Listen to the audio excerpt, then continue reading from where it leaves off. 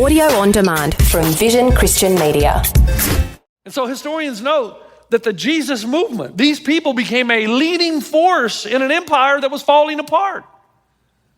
You think our world is bad today? You think we're in trouble? You think we're in turmoil? We're a walk in the park compared to first century Rome.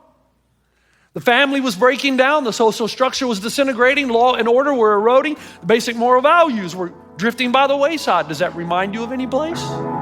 Today with Jeff Vines. We are taking the gospel to the world. Pastor, apologist, and Bible teacher. One truth that will be delivered in love and compassion, connecting every one person to all that God has promised them.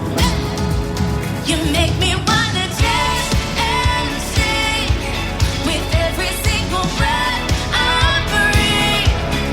I will bring this offering.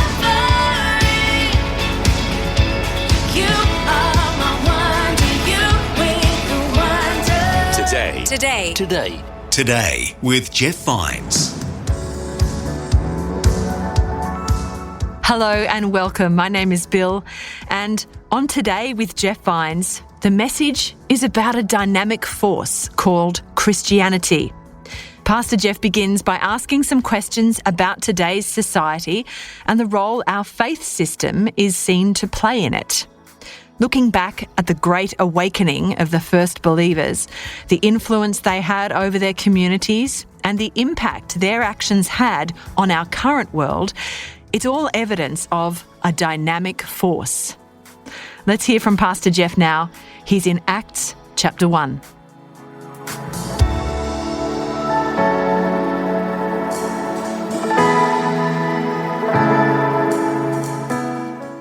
What we're going to do is we're going to start a little series in the book of Acts. Acts is a book that is written about the happenings of the first church, how it all got started. So I want you to turn to Acts 1. If you're new and you say, I don't have a Bible, no worries. It's on the screen. Every passage I read will be on the screen, Acts chapter 1. While we're doing that, just want to ask you some questions to get you motivated. Don't answer them out loud. Please don't do that, because some of them are trick questions sometimes, not these, but sometimes. And then, you don't want to say something you wish you could take back. So just in your head, answer these. Here's question 1.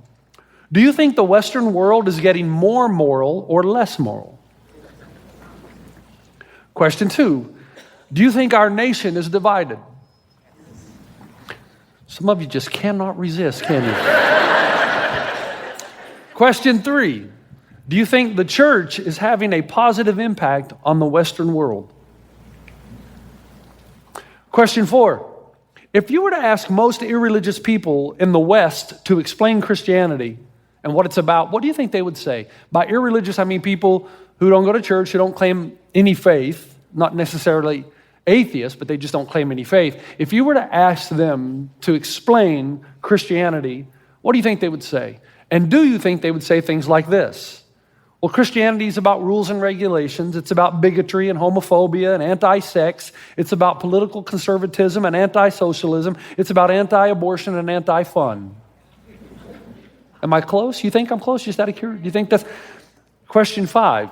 If you were to ask religious people, now by religious people, I mean people who claim to be a certain faith, maybe go to church or synagogue or something else, Christmas and Easter at least, maybe a couple more times a year. If you were to ask religious people in the West to explain what Christianity is all about, what do you think they would say? And do you think they would say things like this? Well, Christianity is about being good. It's about helping others. It's about doing good things, going to church, praying, and things like that. Question 6, do you agree with this explanation of Christianity? That it's about being a good person, helping others, it's about doing good things, going to church, praying, and things like that.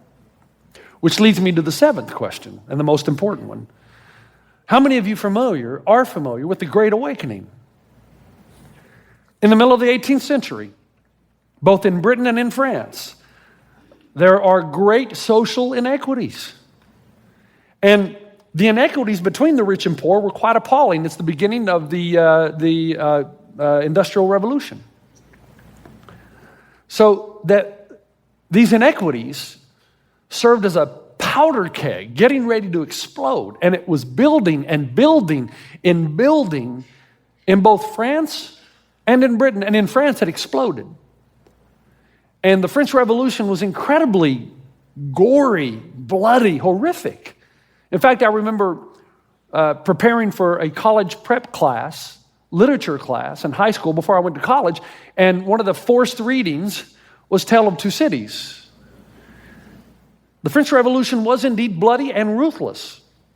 However, even though the same exact things were happening in Britain, same issues, same pressure, same inequities between the rich and the poor, a powder keg getting ready to explode, it didn't explode. In fact, something else happened that brought peace and harmony and dramatic social change. In fact, historians now concede that what happened in Britain should have happened in France, but didn't. Instead of a bloodied revolution, there was a miracle that occurred called the Great Awakening. And in the first few decades of this Great Awakening, masses of people, I mean, some people estimate 1/5 of the entire population of the British Isles, found themselves captivated by the message of Jesus Christ and swept up into the churches. This catalyzed a social healing that multiplied over the next few decades. The rich became generous and fair with their resources because greed always surrenders to generosity at the point of conversion. But the poor also received the power and the truth that moved them towards self-discipline, hard work, and the rejection of entitlement. Wow. It was like cold air meeting hot air, giving a thunderous applause. Both the rich and the poor had a heart for one another. Social transformation came about because of this Great Awakening. In fact, it was the Christian converts responsible for putting an end to the slave trade in Europe. A guy by the name of William Wilberforce partnered together with his friend John Newton, and they lobbied the British Parliament year after year, explaining that African slaves were being abused and tortured and mistreated year after year, till finally Parliament passed a bill, the abolition of the slave trade. In fact, I think that most of you know that the song Amazing Grace was written by John Newton. And John Newton, in his early life, was a ship slave master. He controlled the ships that housed and transported these slaves from Africa into Europe. He came to the conclusion that what he was doing was so horrific, but he couldn't forgive himself. Someone introduced him to the gospel of Jesus Christ. He was so overwhelmed with the reality that he could be forgiven for these atrocities that he was not able to rest until he could express himself in song, and he wrote the words, "Amazing grace, how sweet the sound that saved a wretch like me." The Great Awakening gathered steam. The relationships between labor and capital improved. Child labor laws were reformed. There was an increase in literacy because there was a respect for all social classes of people. The elderly were valued and respected. Widows and orphans were taken care of. All because both the hearts of the rich and the poor were transformed by this thing called the gospel. Now, here's what's interesting. Many historians today believe that the only thing that's going to save our Western society from all this turmoil is another great awakening.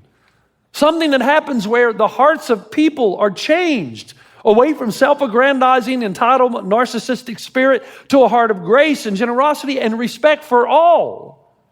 The problem is, and I've been having a fantastic time reading this over the past month, the interesting thing is that historians also know and agree that there's only one place we can go in history to be able to understand how it is that a group of people can completely and utterly remake one of the strongest, most powerful civilizations in the world, known to man. That we would have to go all the way back to the First Awakening, where 2,000 years ago, there was a tiny group of peasants and slaves who believed that Jesus Christ was the pre-existing Son of God, come to earth, became flesh, died, and rose again on the third day. This little group in history had no political power, no educational power, no cultural power, no economic power, yet within 2 centuries, it swept up millions of people within the Roman Empire into a joy and peace that they had not previously discovered. And so historians note that the Jesus movement, these people became a leading force in an empire that was falling apart. You think our world is bad today? You think we're in trouble? You think we're in turmoil? We're a walk in the park compared to first century Rome. The family was breaking down. The social structure was disintegrating. Law and order were eroding. The basic moral values were drifting by the wayside. Does that remind you of any place? Now multiply it by about 100,000 times, and you've got first century Rome. And yet, the followers of Jesus so infiltrated Roman society with the message and the teachings of Jesus that by the 3rd century, the emperor had to declare and acknowledge that Rome had become a Christian society. Unity, equality, compassion for all, regardless of name, race, or economic status, became commonplace. But again, there's irony here because historians know there's only one historical document that we have in our possession, written by an eyewitness of these accounts. And his name is Dr. Luke, who wrote a book in the Bible called Acts. It is an ancient text that tells us the rest of the story of what happened after Jesus suffered and died and resurrected. And in this book, historians agree that we're able to see why this little group of people in the First Awakening were able to impact their society, to totally transform it. And you discover two things. One, you discover the essence of original Christianity, and you also discover why it had the power to transform individual lives, communities, and cultures. What was so powerful about the First Great Awakening that continued on in the Second Great Awakening in Europe that enabled them to transform their culture? So first, in the book of Acts, we learn right away, what's the essence of original Christianity? You say, oh no, Pastor Jeff, please not this. Can we just move on? I know what the essence of Christianity. No, you don't. No, you don't. Because if you did, and if I did and we did, our society wouldn't look the way it does now. We would have transformed it. Luke says in Acts 1, in my former book, Theophilus, I wrote about all that Jesus began to do and teach until the day he was taken up into heaven. If we did truly know all the things that Jesus did and began to teach, and they became a reality in our lives, and we really knew the essence of what he taught, really knew it and received it, then we would be impacting culture to a far greater degree than we are today. Folks, the problem is not society. The moral, social, political issues of Rome far exceeds our own. The problem is not the culture. The problem is, the real issue is that society has not yet seen true Christianity. You say, hold on, Pastor Jeff. You're going to go into an area I'm not comfortable with. So let me just take a deep breath. Give it to me straight. How do you know, Pastor Jeff, that the real issue is that society has not yet seen true Christianity? And here's the answer, because wherever Christianity has been truly understood on a widespread scale, it has become a dynamic force. And the reason it is not a dynamic force today is because too many people who attend church don't understand it yet. Have you seen Christianity doing what it did in the Roman Empire, what it did in the 18th century in Europe? Have you seen it sweeping up people into a peace and joy they had not previously known in the West anytime recently? Have you seen it running through a community where no life is left untouched? I've seen it in India and Africa, and that's why when I come back, you guys always say, man, I love it when you go away and come back because you're preaching. Wow. Well, it's because I saw something, and then I lose it. I'm just like you, and I detest myself. Okay, Pastor, what is the true essence? The true essence of Christianity is this. According to the First Great Awakening, Christianity is about what Jesus has done, not about what you've done. Now you say, hold on, didn't we just go through? No, listen, because I am still amazed at how many people, when I ask them to describe Christianity, will do so this way. I think it's about trying to be a good moral person. It's about helping the poor. It's about doing good things and right things. Really? You think that is the essence, the core essence of Christianity? And here's the clincher. People who describe Christianity in these terms also say the next statement that you will never hear in places where Christianity is sweeping up the masses, like in South America and India, parts of Asia and Africa. Because a person like this will say, I think Christianity, its essence is about trying to be good, do good things, give to the poor, live a good life. And then they will say this, But I also think there are other ways other than Jesus to reach God. And then they will say, just be good in your personal understanding of good, and that's what being a Christian really is. And that is what most people in churches in the West truly believe. Christianity is only one of the ways we can reach God, and that is precisely why Christianity is dead in many Western religious institutions. But Luke says Christianity is not about you being good. It's not about essentially you at all. It's ultimately about someone else and what he's done. And in Acts 1, this ancient text, verse 3, after his what? Suffering. He presented himself to them and gave many convincing proofs that he was alive. Okay, what did Jesus do? He suffered. And most people will tell me, okay, Pastor Jeff, I got a problem right there. I don't need someone to suffer for me. I'm a decent person. I try to live a good moral life. Yes, I've had my moments, but I'm good to go. This is the story of most American Christians I meet. And Pew Research Center tells us that most Americans are religious, but not necessarily Christian. Religion, you want to control your own destiny by good works. You're confident in your own goodness, and it gives you a false sense of security. False because, one, you severely overestimate your own goodness, and two, you severely underestimate God's holiness, which puts you on the right side. Somehow you always are able to measure up. In fact, a major complaint that I receive from students in our universities across America is this. Pastor Jeff, I really like the Old Testament. It's really fun to read, and I especially like the Ten Commandments. I keep them. I'll let that go just for a moment. I like them because it's good for society. We know that. But Pastor Jeff, the Old Testament's also about those sacrifices, the blood, the guts, and the gore. I mean, what in heaven's name is that all about? You can't go into the temple without seeing blood or carnage. You always enter the temple with blood on your hands. These people are always sacrificing something. The animal rights people would have had a field day with the Old Testament people. Why all this blood and sacrifice? Why all the blood and sacrifice of Christ? Is it really necessary? And the answer is yes. Dr. Tim Keller says the wrong things we do leave a residue between us and God. You see, religious people do this. Well, God knows I mess up. He's a gracious God. He'll just forgive me. Now, here's the question. Could you say that in a court of law? Imagine a man steals a car, embezzles money, or even rapes a young woman. And he shows up in his day in court, and he looks at the judge and he says, Judge, man, I'm very sorry. What I've done, I'll do better. And the judge says, oh, good. Well, next case. Is that justice for the victims of the crime? What the judge should say is, man, that's great. I'm glad you're sorry, but there is a residue. There's something left over. You mean well, and I'm glad, but I can't just let you go free. There's a residue. There's something to pay for. Common sense tells you that if we can't run a society like that, how do you expect God to run a universe like that? Otherwise, there would be no deterrent for criminal activity, nor would there be justice for the victims. If you would impeach a judge for letting criminals go free like that, how would you expect to have a God like that?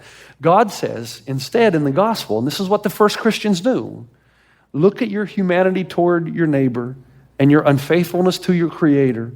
Maybe you're sorry for it. Maybe you're trying to do better, but there's a residue. Your offense must be paid for if universe and justice are to survive. And that's why Jesus suffered, right, folks? Death and destruction has a right to take every single one of us. We're on the wrong side of justice. But Jesus stands between us and it and says, I will not let you take my friends. I will not let you take my brothers and sisters. And that is absolutely wonderful news. But this, even as good as it is a struggle for religious people. Let's go back to the friend that I talked about. I keep the Ten Commandments. Really? So I asked him, have you ever lied? He said, well, yeah, everybody has. What does that make you? A liar. Well, no. I said, have you ever taken something that didn't belong to you? Well, yeah. I mean, yeah. What does that make you? A thief. You ever cheated at anything? Well, yeah, everybody. What does that make you? So you're a liar, a thief, and a cheater. And you keep the Ten Commandments. The first great awakening began when the first Christians realized that all the malice of death and destruction we deserve, because we all violate the Ten Commandments, all of us, came down on Christ, who became our legal representative before the God of the universe and paid the penalty you and I deserve. The barrier has gone. The debt is paid. Folks, listen, you and I are on the receiving end of the most staggering level of grace and generosity in the universe because God loves us. Now, we could stop there, but the essence of early Christianity that caused the Great Awakening went to the second thing that we learn in the ancient text, which is that not only did he suffer, but he rose from the dead. Acts 1:2 says, after his suffering, he presented himself to them and gave many convincing proofs that he was alive. Now, there is a tremendous amount of chauvinism toward ancient people from modern people. Well, of course those IQ challenged people believed in a resurrection. They're primitive people. They believe in things like that. Then you obviously haven't read the ancient text. None of the disciples were expecting a resurrection, and even when it happened, they didn't believe it. They went to the tomb and saw the stone rolled away and the linen lying there, and they still said, gee, I wonder what happened.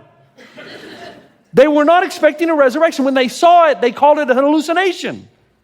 Even when they saw the empty tomb. And this is not oversimplification, it's an understanding. Listen, the Jews were less likely to believe in a resurrection than any of you in this room. The Jews believed in a transcendent God who would never become human. No way. We're talking about hundreds and hundreds of years of tradition passed down through generation after generation. No Jew would have ever believed that an individual could be resurrected. That's why Jesus had to go and physically appear to the disciples. Otherwise, they ain't never going to believe it. And even then, Thomas said, let me touch your hands and feet. Is this you? It would be easier to convince most of you of a resurrection than it would be for Jesus to convince them. The question is, why did Jesus have to convince them, and why was it part of the Great Awakening? Because it speaks to the essence of Christianity. He had to convince them. Otherwise, you could say, well, we don't need a resurrection. We have Jesus' teaching. Yeah, but if you're saved by following Jesus' teaching, then you're right back into religion. This is what you have done. This is what I have. This is what we have done. We think the essence is being good, doing good things, feeding the poor, helping the needy. The problem is, if you think you're saved by following the teachings of Jesus, then you're going to look down your nose at people who do not perform it as well as you do, which means you will not transform society, you will separate from it. And you will spit at it, and you will condemn it, because somehow you think you're better than everyone else. You can't transform culture by standing on the outside looking in. All the power that we have to deceive ourselves, thinking somehow, we don't say it out loud, hey God, I did this, I've earned this, now pay up. But the first Christians of the first Great Awakening understood that the essence of Christianity is about what Christ has done for you. He suffers, He dies, He returns so that you will know, hey, if I came back from the dead, you can trust what I said to be true. Which is why in Acts 1, Luke writes, I wrote about all that Jesus began to do and teach until the day He was taken up. Now Luke is trying to tell us something here, isn't he? What's he trying to tell us? You notice that word began? The founder of every other religion has already done everything he or she's going to do. They've already said everything they're going to say, done everything they're going to do, because they're dead. Luke says Jesus is alive. And oh man, He's just begun to do what He's going to do, because part of the essence of original Christianity is that not only did Jesus die, not only did He rise from the dead, but He ascended. He was taken up into heaven, and He's seated at the right hand of the Father, which means this: Jesus goes up not to get away from us, but to continue what He started through us.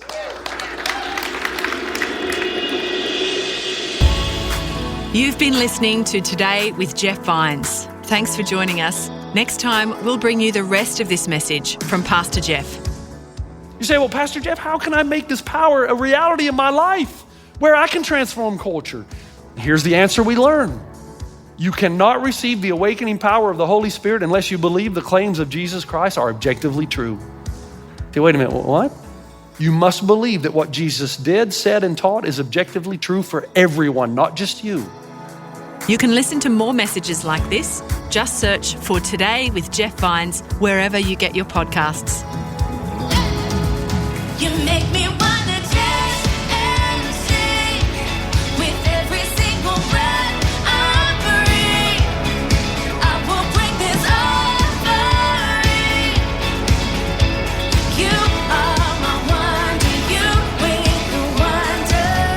Today.